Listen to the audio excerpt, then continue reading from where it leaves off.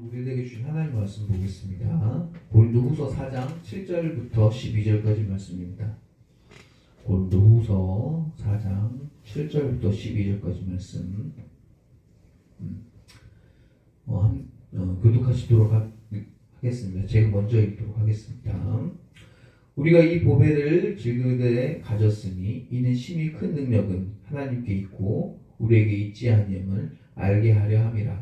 우리가 사방으로 우겨쌈을 당하여도 쌓이지 아니하며 답답한 일을 당하여도 낙심하지 아니하며 박해를 받아도 버림받지 아니하며 거꾸러뜨림을 당하여도 망하지 아니하고 우리가 항상 예수의 죽음을 몸에 짊어짐은 예수의 생명이 또한 우리 몸에 나타나게 하려 함이라. 우리가 살아있는 자가 항상 예수를 위하여 죽음에 넘겨짐은 예수의 생명이 또한 우리 죽을 육신에 나타나게 하려 함이라. 그런즉 사망은 우리 안에서 역사하고 생명은 생명은 너희 안에서 역사하느니라. 아멘. 이 말씀을 가지고 보배를 담은 질그릇이라는 제목으로 말씀 나누려고 합니다.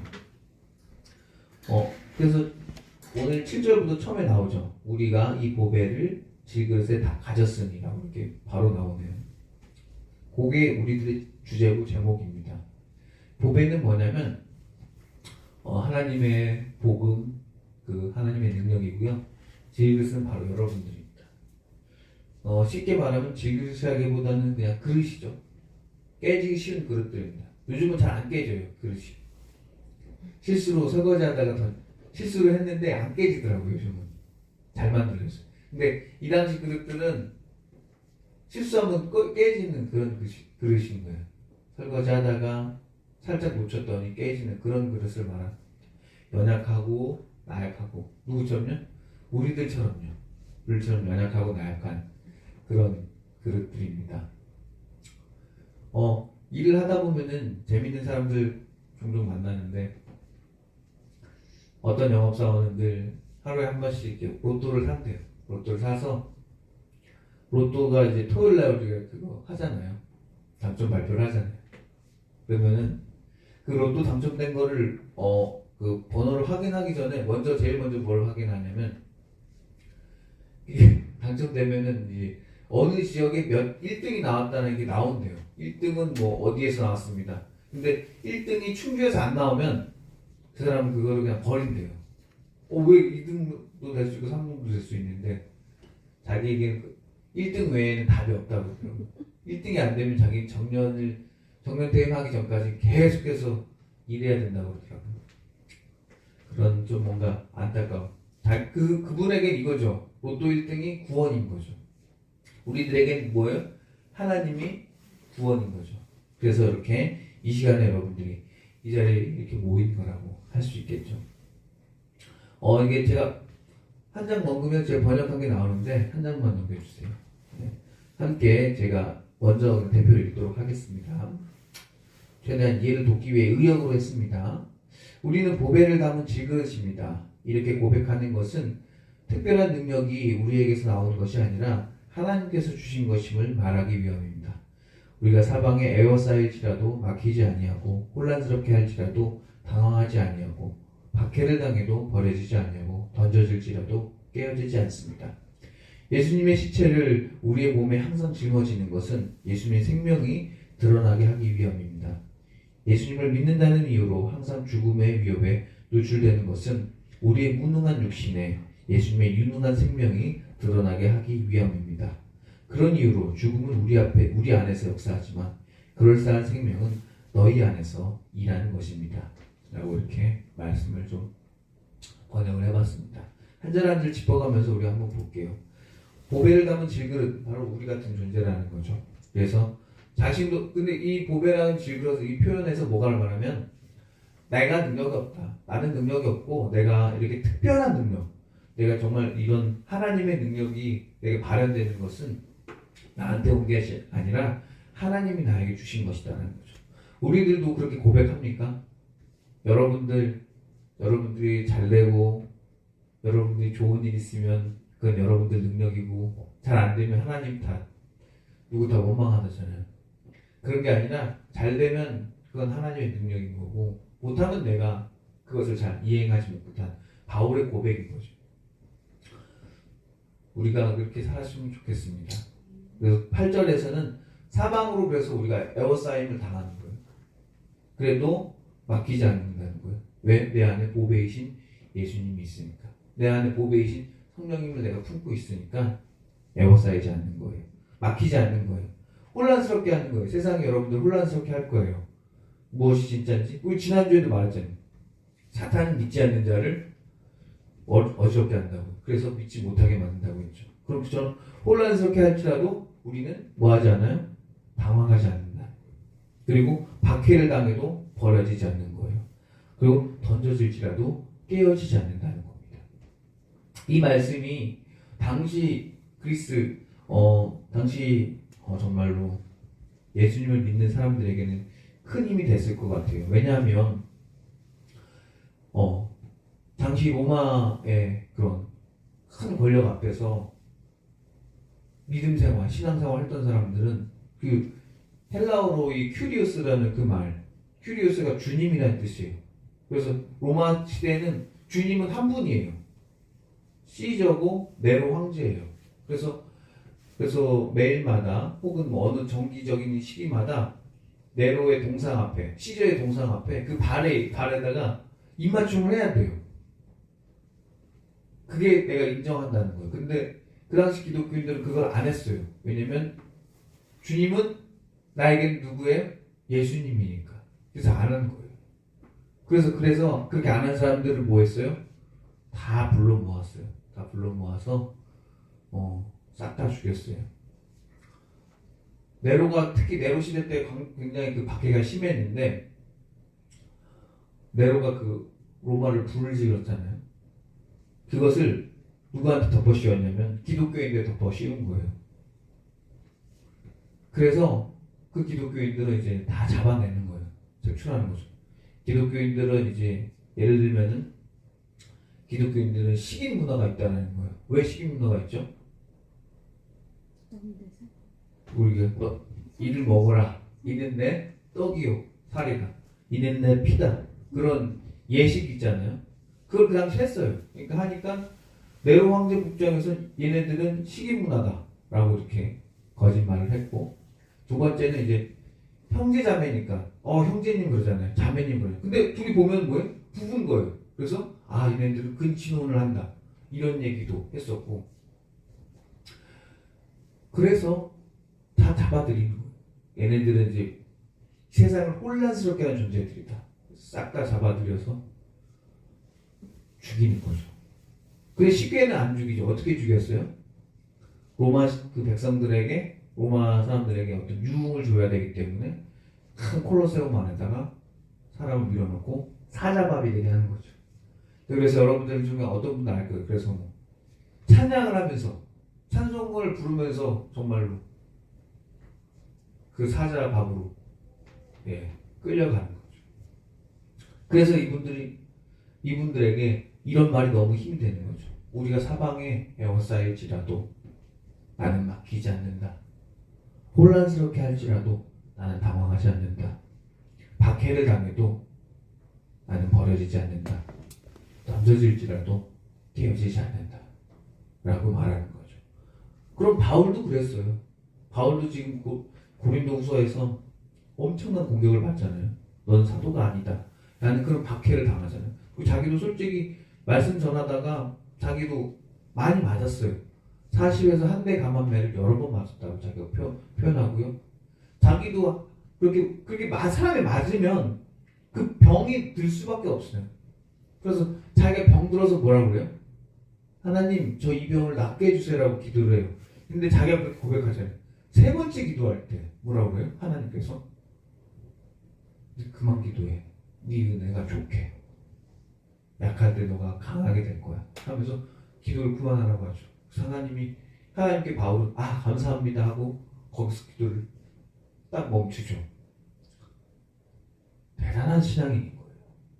근데 우리 기독교가 정말 우리들의 2000년이 지난 우리들에게 온 것은 그런 피로 온 거예요. 그런 바울의 노력으로 온 거예요. 물론 그게 하나님의 함께 하셨기 때문에 바울이 이렇게 고백을 하는 거예요. 고백을 담은 자기 질그릇 뿐이다라고 고백을 하지만 절대로 역사는 아무 노력 없이 하나님의 노력 없이 여기까지 안 와요. 우리가 2000년까지 이 신앙을 지켰잖아요. 지금 이제 코로나로 힘든 시기 때문에 기독교인이 제일 많이 욕을 먹죠. 뭔 일 터지면 종교시설이 터져가지고 제일 욕을 먹죠. 그래도 우리 뭐 해야 돼요? 이 신앙을 지키셔야 돼요. 지키고 뭐 하셔야 돼요? 다음 세대에게 넘겨주셔야 돼요. 여러분이 넘겨줄 생각을 안 하시면 다음 시대의 신앙은 없어요. 어디에? 한국에 없는 거예요. 절대로. 그 사람 2000년 전에 바울의 피와 2000년 전에 그렇게 그냥 찬송하면서 사자밥으로 끌려갔던 그 사람들의 그 죽음 없이 2000년까지 이 복음이 절대 오지 않습니다. 근데 그들이 이렇게 고백하는 거예요. 나는 질그릇이다. 나는 깨지기 쉽고 나는 연약한 존재고 난 그런 존재라는 거예요. 그걸 고백하면서 가는 거예요. 그렇게 10절에서 계속 이어지는데 예수님의 시체를 우리의 몸에 항상 짊어지는 것은 예수님의 생명이 드러나게 하기 위함입니다. 예수님 시체가 뭐죠? 여러분 예수님 시체가 어디서 나오나요? 제 화면에도 나옵니다. 십자가예요. 십자가. 이 십자가에 예수님의 시체가 달려 있었잖아요. 근데 예수님이 이 십자가에 이 예수님의 시체 상태 그러니까 되어가는 그 상황이 바로 십자가입니다. 예수님은요 스스로 그 무능한 상태로 되기로 결단한 거예요. 누굴 믿기 때문에? 하나님을 믿으시기 때문에. 그래서 내가 내 뜻으로 생각하기에는 이거 마시는 게 이 잔을 마시는 게 아닌데 하나님이 원하시니까 내가 이 잔을 마시겠습니다라고 고백을 하죠. 그래서 그 잔을 마십니다. 그리고 십자가에 끌려가는 거예요. 이 시체라고 하는 표현, 저는 이걸 네크론이라고 헬라어 네크론이라고 하는데 이거는 이제 바울이 굉장히 독특하게 사용한 거예요. 이 네크론이라고 쓴 거는 바울 서신에서 딱 3번 정도 나오는데 한 번은 여기 나오고요. 나머지 2개는 로마서 4장 19절에 나와요. 4장 19절에서 나온 그건 뭐냐면 이거예요. 아브라함이 자신의 몸을 아브라함이 그 100세가 됐잖아요. 죽을 몸이라는 거예요. 그때 표현한 거예요. 죽어가는 몸이다 나는 네크론이다. 그렇게 바울이 그렇게 쓴 거예요. 마찬가지로 살아도 그런 몸이다. 90세 된 살아도 그렇고 그리고 100세 된 내 아브라함의 몸도 네크론이다. 죽어가는 상태다. 시체다. 이 시체 같은 몸에 아이가 나올 수가 없다. 이런 걸 할 때 쓴 거예요. 즉 예수님도 이런 상태라는 거예요. 십자가에 매달려 죽어가는 상태라는 거예요. 그래서 시체라고 표현한 거예요. 네크론이라는 거예요. 다 타나토스라고 써요. 죽음이라고 썼어요. 죽음, 예수의 죽음 했는데 여기서만 시체라고 특별히 바울이 쓴 거예요. 즉 무능한 상태라는 거죠. 십자가에 우리가 예수님의 십자가를 목에 걸지만 그 예수님의 십자가는 그 십자가의 그 상태는 예수님 달려있을 때 가장 무능한 상태예요. 예수님이 할 수 있는 게 아무것도 없어요. 그냥 매달려서 죽어가기만을 이제 기다리는 상태인 거죠. 피가 다 빠질 때까지 아니면 호흡이 안 돼서 죽어가는 그 상태까지 가는 거죠. 그게 바로 예수님의 시체를 우리의 몸에 짊어지는 거죠. 그래서 그런 무능한 상황, 그 무능해지는 상황이 언제 일어나냐면 성경에서 곳곳에 찾아보니까 꽤 많이 있더라고요. 첫 번째는 오늘 말씀처럼 예수님이 십자가에서 매달려 있는 그 상태인 거죠. 아무것도 할 수 없는 거. 근데 이런 무능한 상태가 왜 중요하냐면 신앙을 해보신 분들은 알겠지만 신앙의 맨 처음은 솔직히 이런 분들도 있어요. 내가 여기저기를 다 돌아다녀 봤는데 내 몸이 아파서 여기저기 돌아다녔는데 어쩔 수 없어 기도 외에는 방법이 없어서 오는 사람들도 있을 거 아니에요. 신앙의 시작이 자신의 무능함으로 인정을 하는 거예요. 아, 난 무능하구나. 나는 능력이 없구나. 나는 힘이 없구나. 라고 고백해서 시작을 하는 거예요. 마치 예수님이 십자가에 매달려서 아무것도 할 수 없는 그런 상태로 고백을 하는 것처럼 그 무능한 상태로 시작을 하는 거죠.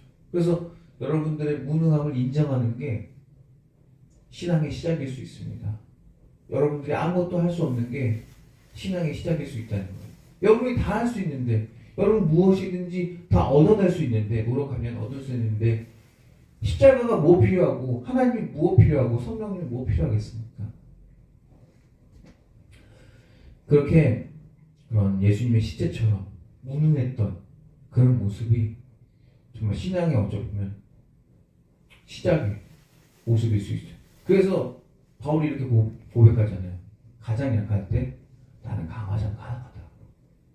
가장 내가 능력 없을 때 나는 가장 능력이 있다고 때 바울은 고백하잖아요. 그리고 예수님 죽었을 때 비로소 예수님 생명이 부활이 그 삶에서 일어나죠. 또 두 번째는 앞에서 말했던 아브라함. 아브라함은 100세 때까지 아이가 없어요. 사라한테 아이가 태어나지가 않아요. 자기 아내인 사라한테. 자기도 미칠 지경이죠. 그래서 자기도 바울은 그래서 그 100세 된 할아버지가 되어가는 아브라함을 향해서 이렇게 표현하잖아요. 시체나 마찬가지인 100세인 아브라함, 마찬가지로 시체에 마찬가지인 90세의 사라한테 어떻게 아이가 나올까요? 그런 상황인 거예요. 그럼 무능한 상태인 거예요.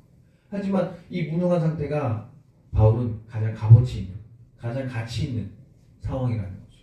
여러분들 할 수 있는 거 다 할 수 있는데 어떻게 하나님을 찾을까요? 안 찾아요.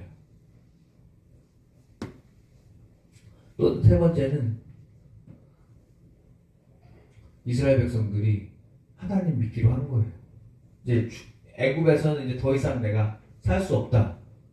나도 하나님 믿고 우리나라 세워보고자 싶은 그 마음으로 모세를 따라서 출애굽을 한 거예요. 그래서 애굽을 나갔는데 앞에 이제 홍해 큰 바다가 나를 가로막고 있고 뒤에는 애굽 군대들이 막 쫓아오는 거예요. 앞하고 뒤가 막혔어요. 그때 하나님께서 모세에게 이래요. 너는 가만히 있어. 내가 하나님 됨을 알려줄게 라고 말하죠. 우리가 가장 무능할 때, 우리가 가장 능력 없을 때 그 보배가 빛을 발하는 거예요. 내가 그릇이 멋지고 내가 깨지지 않고 내가 튼튼하면 절대 하나님의 능력이 나타나지 않습니다. 그리고 결정적으로 본인이 이렇게 고백을 안 해요. 그는 보배, 나는 질근, 이렇게 고백을 안 한다고. 나는 큰 그릇.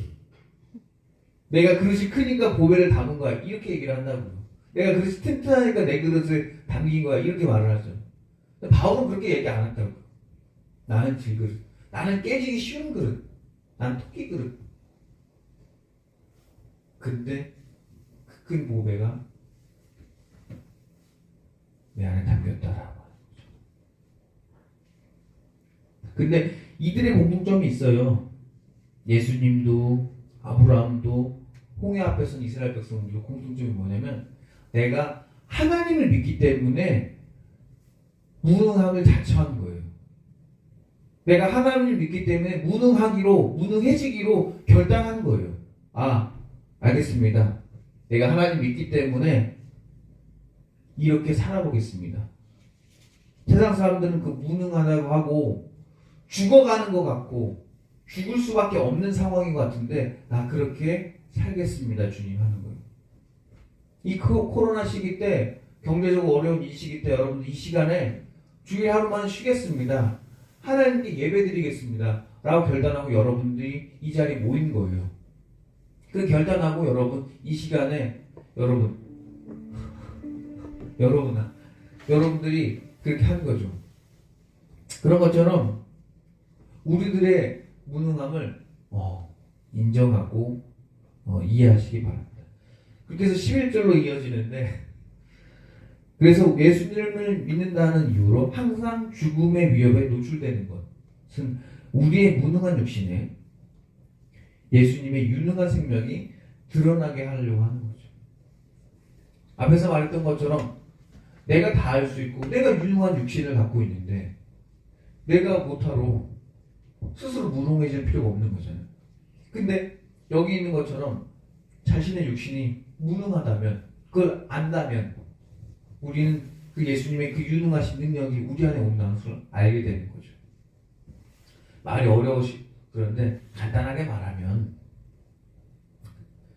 어느 종교가 죽음을 이깁니까?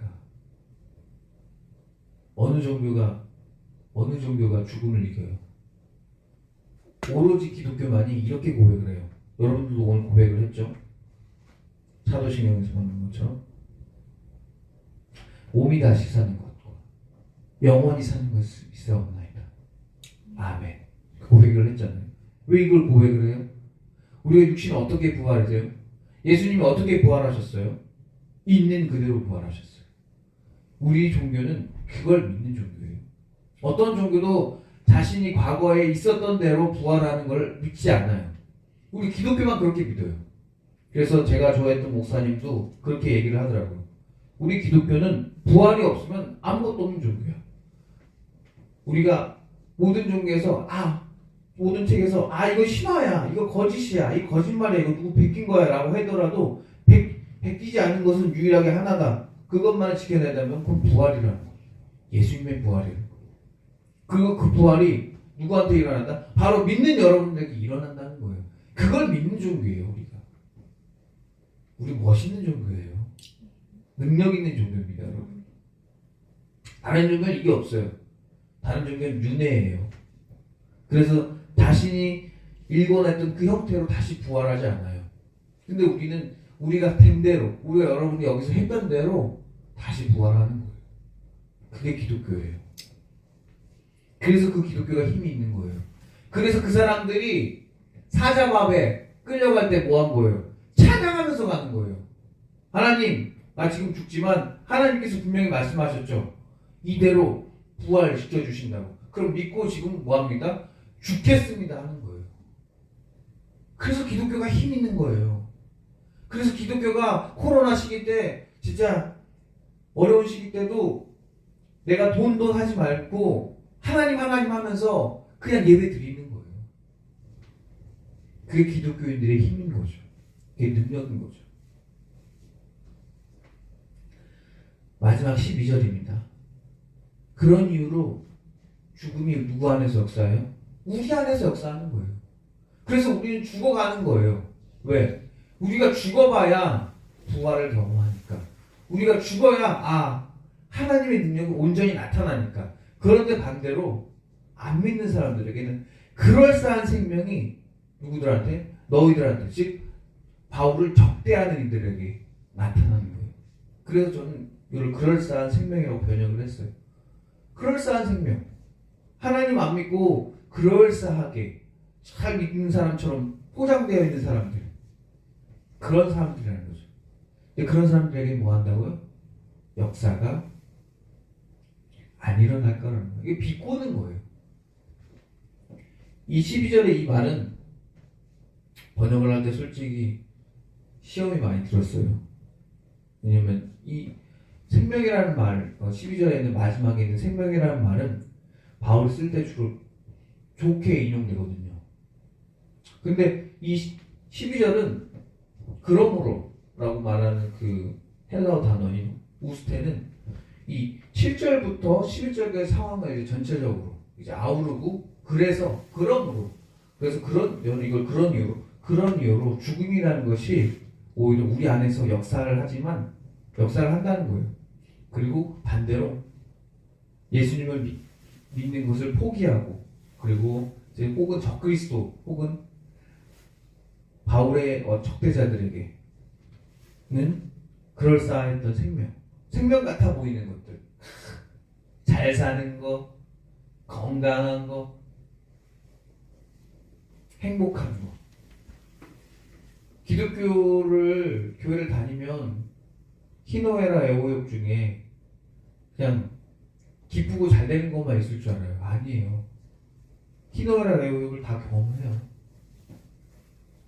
그게 기독교예요. 근데 그 기독교 희노애락 애호욕을 경험을 하면서 기독교는 그것에 각각의 의미가 있구나 라는 깨닫는 종교라는 거고, 기독교인이 아닌 사람은 그냥 기쁘고 즐거웠으면 하는 거예요. 그리고 슬프고 괴로운 거는 좀 버렸으면 하는 거예요. 근데 기독교는 그러지 않습니다. 기독교는 죽음이 무엇인지 알게 하고, 그래서 부활이 꼭 필요한 것이라는 걸 알게 하는 종교예요. 단순히 죽음을 건너뛰는 종교가 아닙니다. 단순히 괴로움은 버리는 종교가 아니에요. 괴로움도 의미가 있다는 것을 알려주는 종교예요. 그게 기독교입니다. 그래서 잘 마무리하면, 그런 이유로 해서 죽음이 여러분들 안에서 역사할 겁니다. 정말 각 개인마다 되게 힘들 거예요. 내가 왜 예수님 믿었을까? 예수님 믿기 싫은데 라는 생각도 아마 들 거예요. 근데 그게 있어야 여러분들 삶에서 생명이 일어나는 거예요. 부활이 일어나는 거죠. 그래서 저와 여러분들이 끝까지 믿음으로 어려운 시기 때 이겨내는 저와 여러분이 되셨으면 좋겠습니다. 기도하고 마치도록 하겠습니다.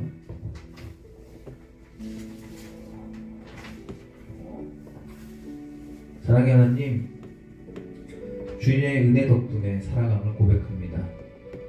그리고 우리의 신앙이 깊이나 믿음이 부족해서 당장은 믿음대로 되어가고 있지 않는 것 같아 예수님 하나님께 좀 원망하고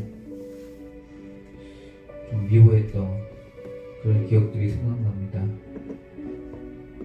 주님께서 우리와 늘 함께 하심을 알고 있는데 잠깐 그런 마음들이 우리들 사이에 올라옵니다. 주여, 그럼 우리들 용서해 주시옵소서. 다만 세상의 어려움과 풍파로 인해서 마치 주님이 없는 것처럼 느껴질 때도 있었을 때가 있습니다.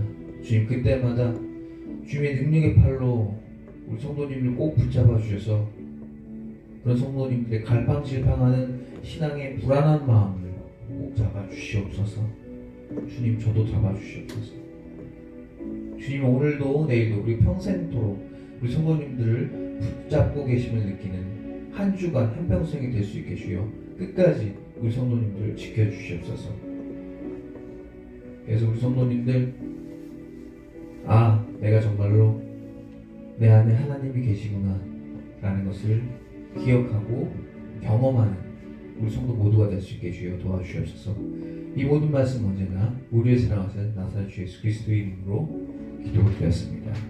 아멘. 216장입니다.